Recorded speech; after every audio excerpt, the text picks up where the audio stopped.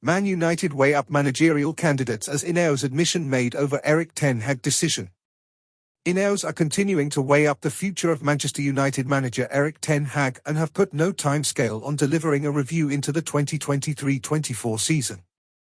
Club officials and Ineos chiefs are running their eye over the previous campaign, which includes an exhaustive take on the leadership of the first team and Ten Hag's role in the successes and failures of a season which ended in FA Cup glory but yielded only 8th in the Premier League.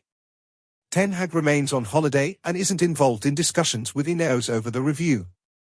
The 54-year-old will want clarity on his future sooner rather than later.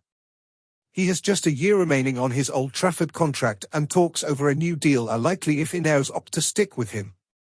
That has looked more likely the longer the delay has gone on, and this weekend will mark 2 weeks since the final game of the season, when United caused an upset at Wembley to beat Manchester City 2-1 in the FA Cup final. But it is understood the review into the season hasn't yet been completed, and while United want to resolve the issues that will emanate from it, there is no deadline to do so.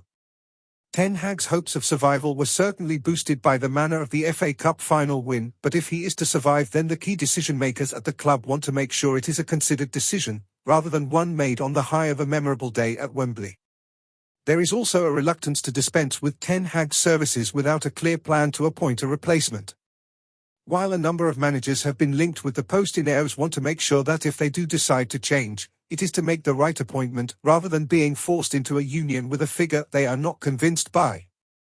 Potential replacements have been sounded out and some were spoken to before the FA Cup final. Kieran McKenna, a manager recommended as an option to Sir Dave Brailsford, has since signed a new contract at Ipswich.